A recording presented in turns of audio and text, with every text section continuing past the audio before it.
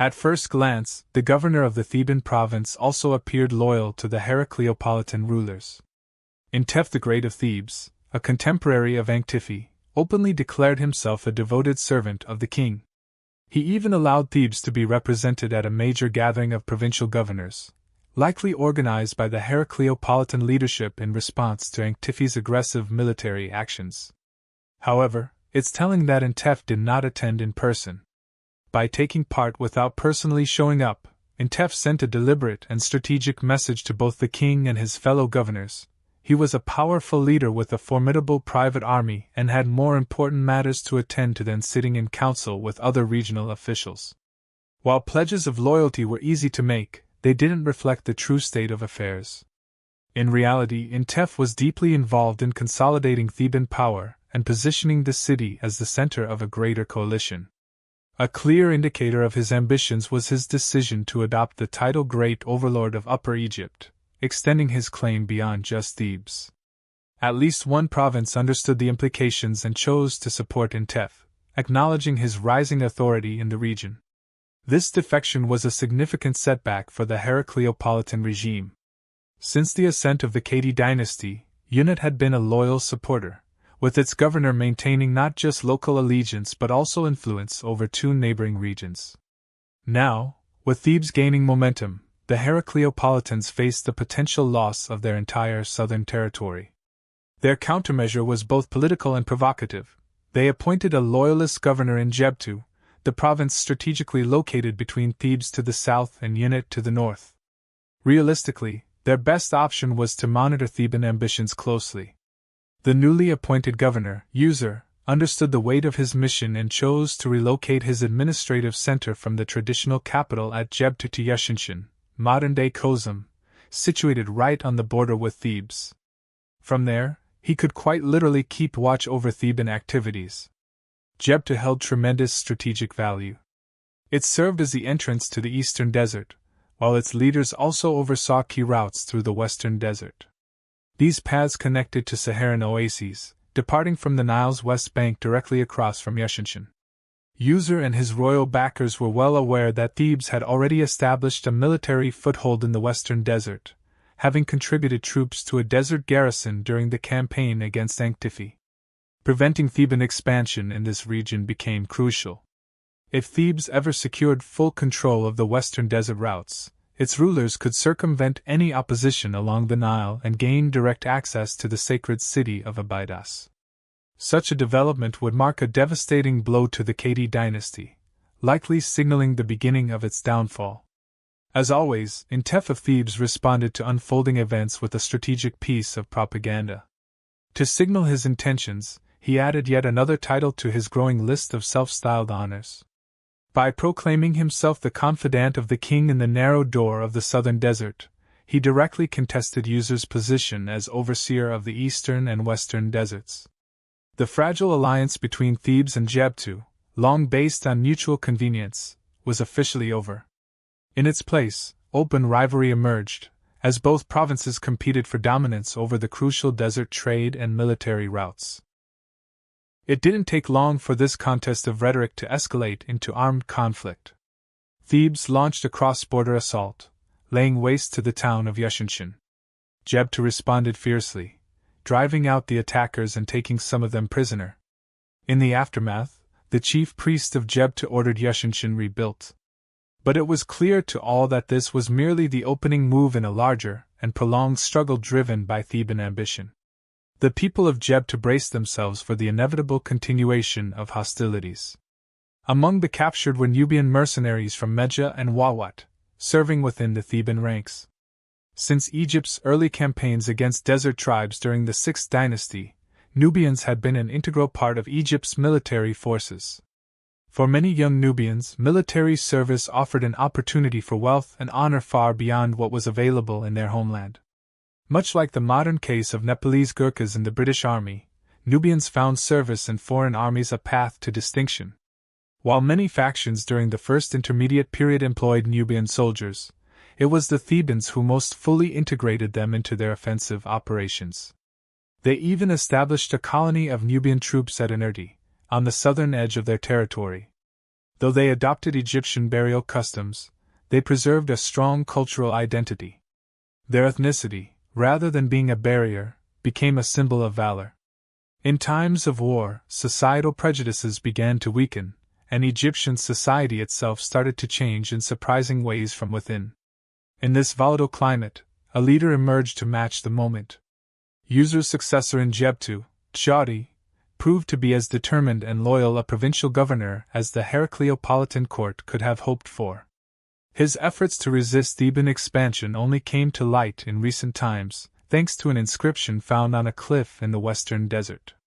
It details his courageous efforts to keep the desert routes open for Herakleopolitan forces and his firm stance against Thebes. Gebtu took on the title the confidant of the king in the door of the upper Egyptian desert, a direct rebuttal to Intef's earlier claim. Both sides understood the high stakes. The western desert routes across the Cana Bend held the key to strategic dominance. If Thebes controlled them, it would threaten Abydos and all of Middle Egypt. If Herakleopolis held them, the western districts of Thebes would be left exposed. The situation turned dire for Gebtu when Intef the Great's successor captured a significant mountain overlooking the primary desert road, cutting off vital access. Gebtu's response was swift and innovative. He built an alternate road slightly north of the original, ensuring that its eastern end remained safely within Gebtu's borders. In his own words, he explained, "I have done this in order to cross this hill country that the ruler of another province sealed." However, his triumph was short-lived. Ironically, the very road he had constructed became the reason for his downfall. Close to his commemorative inscription lies another, much shorter one, stating only, "the son of Ra, Intef." This brief note marks the Theban capture of the new route, likely carried out through a quick strike launched from one of their desert outposts. With Gebtu's grip on the western desert broken, there was nothing left to prevent Theban forces from advancing toward Abydos, the sacred burial ground of kings and the administrative heart of Upper Egypt. The new title adopted by Intef was deeply symbolic. Unlike the governors before him, he was no longer satisfied with a regional or provincial role. He now sought to claim full kingship. By adopting a royal title associated with divine rule, Intef issued an unmistakable challenge to the Khedi dynasty. His ambition was clear: the throne of Horus itself.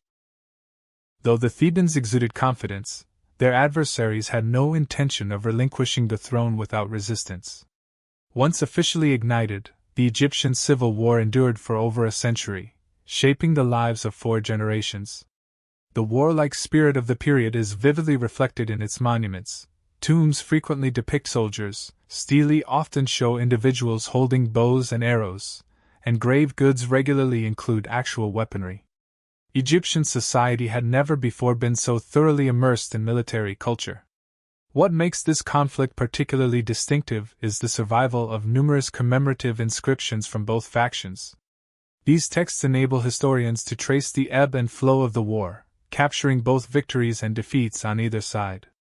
The initial breakthrough appears to have been made by the first king Intef, whose most significant success was likely his control of the desert routes across the Cana Bend. Although his reign lasted little more than 10 years, he achieved a critical strategic gain that paved the way for Theban territorial growth. His son and heir, Intef II, quickly carried forward his father's mission, intensifying the military campaign.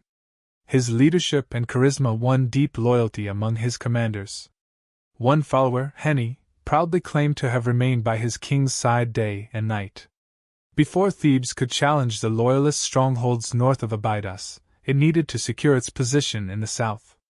Therefore, the initial objective was to bring Antifi's former stronghold firmly under Theban control. Whether during the last years of Antifi's life or soon after his death, the local people recognized the changing tide and aligned themselves with Thebes. Ongoing famine and general hardship likely played a role in this shift, as the population hoped for greater stability under Intef II's rule. Simultaneously, Thebes expanded its reach northward, taking control of 3 adjacent provinces, Gebtu, Unit, and Hutsekum. By doing so, Intef II fulfilled the ambition first voiced by his grandfather, Intef the Great, becoming the undisputed overlord of Upper Egypt. His authority was acknowledged across the entire southern region, stretching from Abu to the outskirts of Abydos.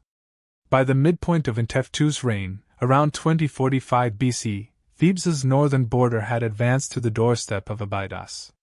Tar, also known as the province of Chini, now marked the front lines of the civil war. The desert routes connecting Thebes and Abydos finally came into strategic prominence.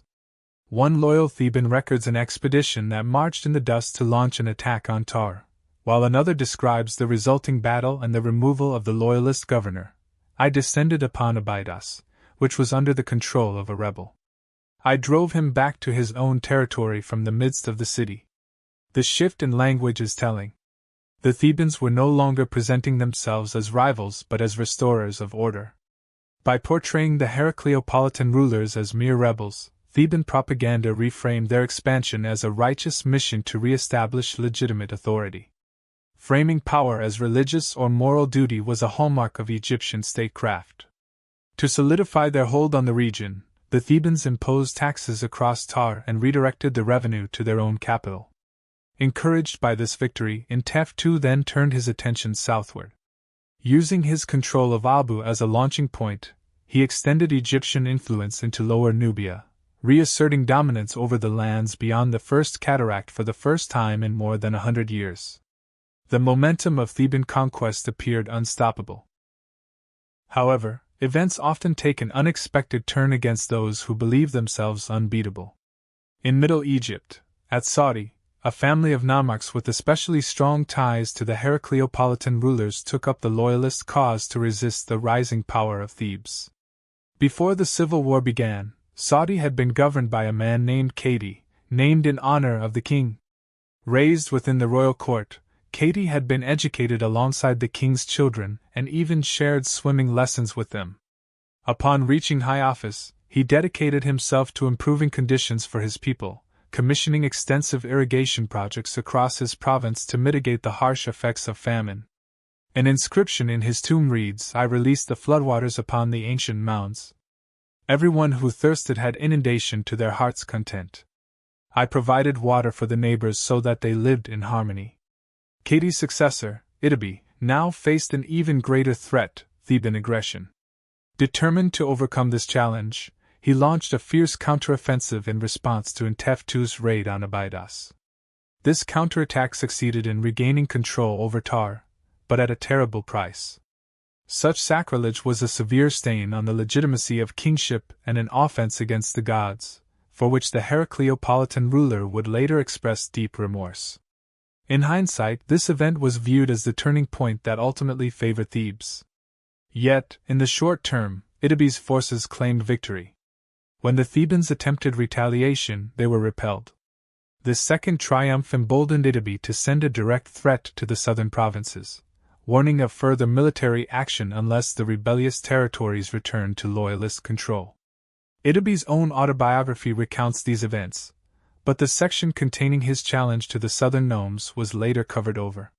This act was likely meant to conceal the message and protect the citizens of Saudi from Theban reprisals for harboring such a staunch enemy. Whether this historical alteration was ordered by Itaby himself or his descendants remains unclear, but it suggests that not long after his celebrated victories, the tide of war shifted once again in favor of Thebes. This reversal owed much to Intef II's military genius. He quickly recognized that attempting to seize and hold Abydos via Tar risked bogging down his forces indefinitely, giving the Herakleopolitans time to regroup and strengthen. A bold and risky flanking maneuver was the only way to break the deadlock. By isolating Tar from the rest of the Herakleopolitan kingdom, it would become far easier to subdue. During the final decade of his long 50-year reign, Intef II executed this strategy. Commanding the desert routes, he advanced around Tar and established a new defensive stronghold 2 provinces to the north. Cut off from support, both Chini and Abydos fell quickly to his forces. To celebrate his triumph, Intef sent a letter to his rival in Herakleopolis, accusing King Kati of having stirred conflict over Tar. The message was unmistakable.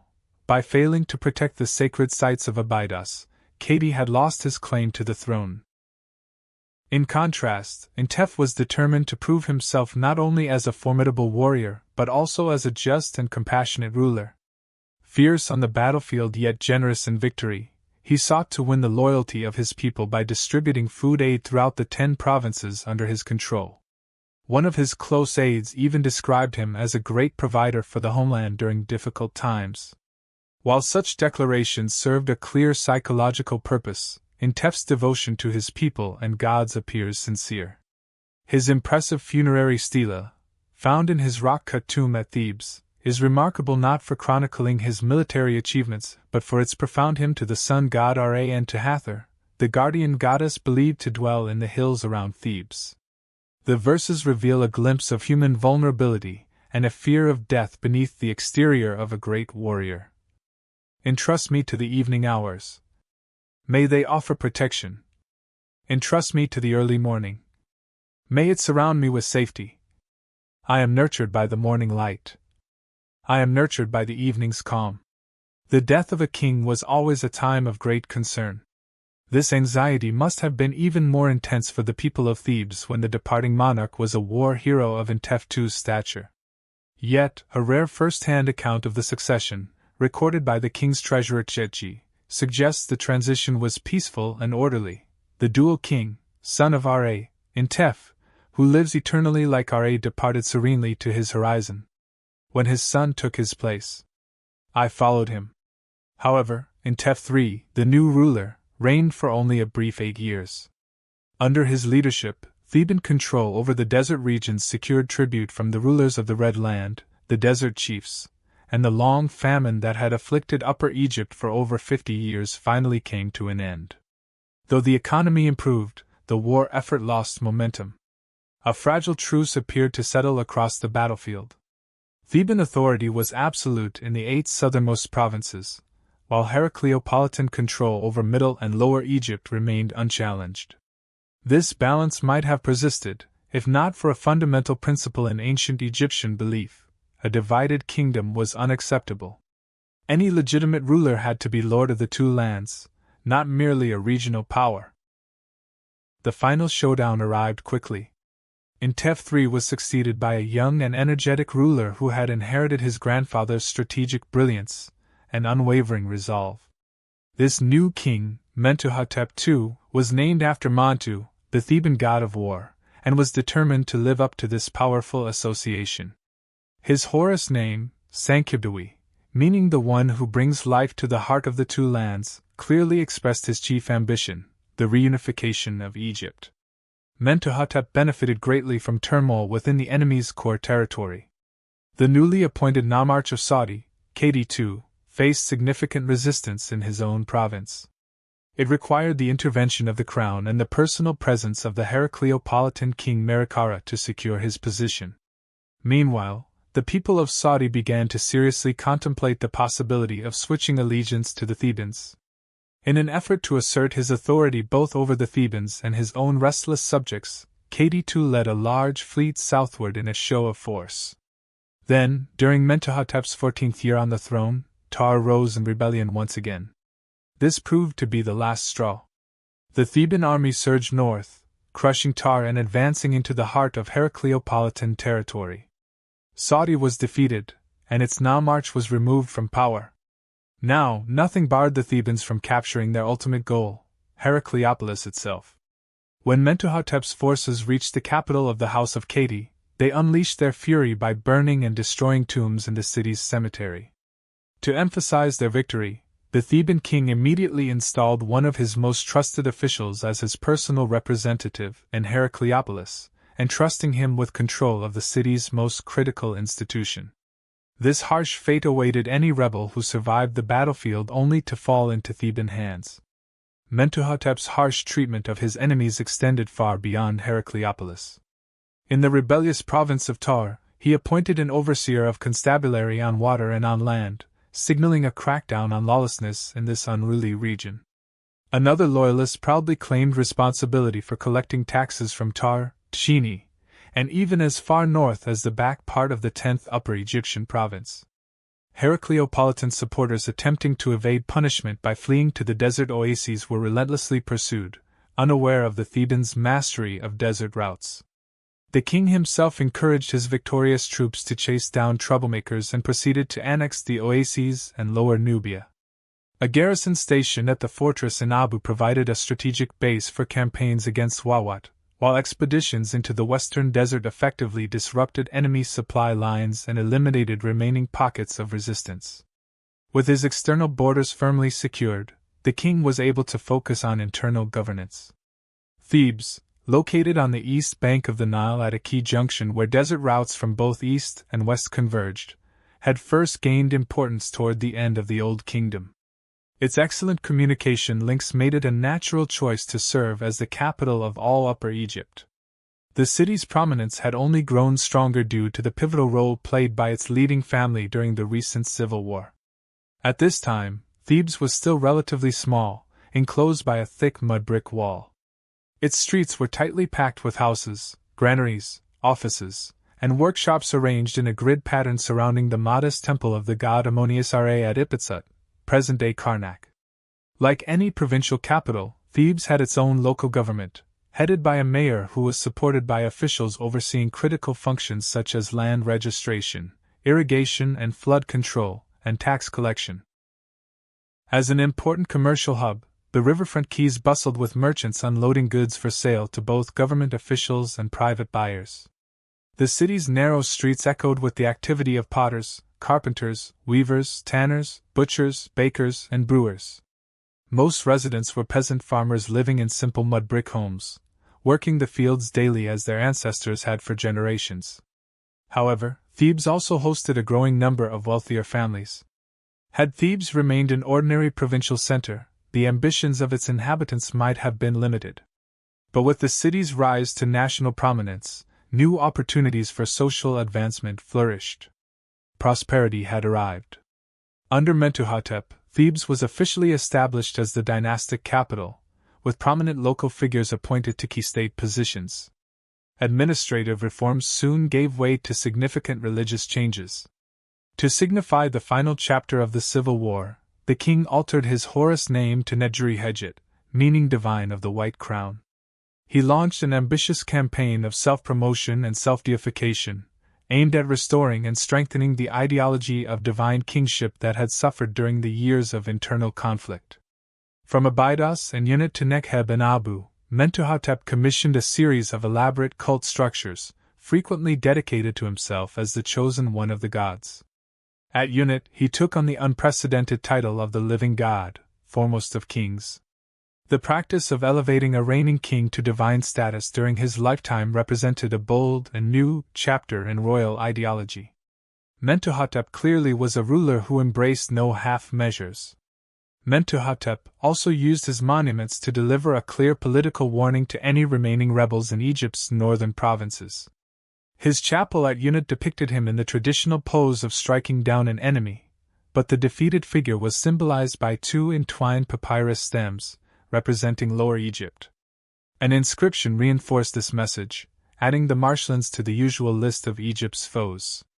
An even more explicit relief from Mentuhotep's shrine at Inerti, located in his Theban homeland, showed 4 captives kneeling, awaiting their grim fate of being clubbed to death by the king.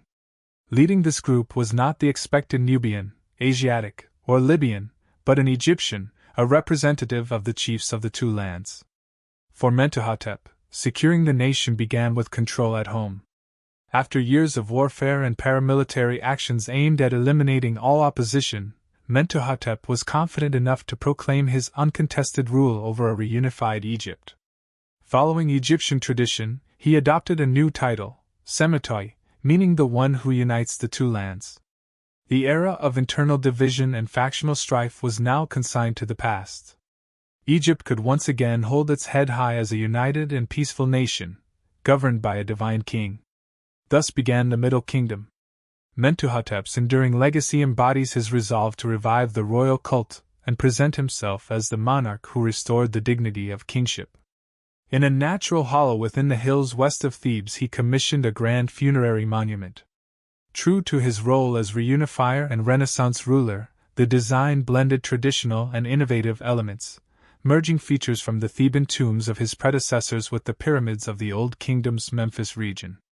The decoration included battle scenes alongside classic royal imagery. Surrounding the royal tomb, graves were prepared for the king's closest advisors and most loyal officers. This arrangement deliberately echoed the great court cemetery of the 4th dynasty at Giza, where courtiers were laid to rest near their monarch, just as they had stood by him in life. Perhaps the most striking element of the entire mortuary complex was a simple, undecorated pit carved into the rock within sight of the king's grand tomb. This was among the first features completed, containing the linen-wrapped bodies of 60 or more men stacked atop one another. These were strong, tall men, averaging about 5 feet 9.5 inches in height and between 30 and 40 years old. Despite their physical strength, they all met the same fate. Most bore wounds caused by arrows and blunt force trauma from heavy objects falling from great heights. These men had been soldiers killed during an assault on a fortified town. Some showed scars marking them as experienced veterans, but their final challenge was not close combat, it was siege warfare. Arrows and missiles rained down from battlements, killing many outright despite their tightly curled hair offering little protection. Others, wounded but alive, were mercilessly finished off on the battlefield by blows to the skull with clubs. Their bodies lay abandoned to scavenging vultures until the battle was won and the town taken. Only then did the survivors gather the dead, remove their blood-soaked clothing, clean the bodies with sand, and wrap them carefully in linen to prepare them for burial. There was no attempt to mummify these soldiers, and little distinction was made between ranks. The 2 officers received somewhat more thorough bandaging and were placed in plain, undecorated coffins. Before burial, their names were inscribed in ink on the linen wrappings, typical Theban names like Ameni, Mentuhotep, and Intef, familial names such as Senbabi and Saipu, and names like Sokotep, Sobanakt, and Sehipibsobek, suggesting origins near the northern cult centers dedicated to the crocodile god Sobek. It is likely these fallen soldiers had taken part in the decisive battle of the Civil War. Some may have been locals who sided with the Theban army against their own rulers, thus earning special honor. For King Mentuhotep, conqueror of the Herakleopolitans and reunifier of Egypt, building this national war memorial near his own tomb was a masterstroke of propaganda. It stood as a powerful reminder to his contemporaries and future generations of the sacrifices made by Thebes during the conflict. It ensured Mentuhotep would be remembered as a great military leader. Moreover, anticipating the approach of his successors, it helped cement the myth of the king and his loyal followers as the nation's defenders. This war cemetery also foreshadowed a broader cultural shift. In the emerging Middle Kingdom, a heroic death in battle would come to serve for many as a worthy substitute for the pleasures of life itself.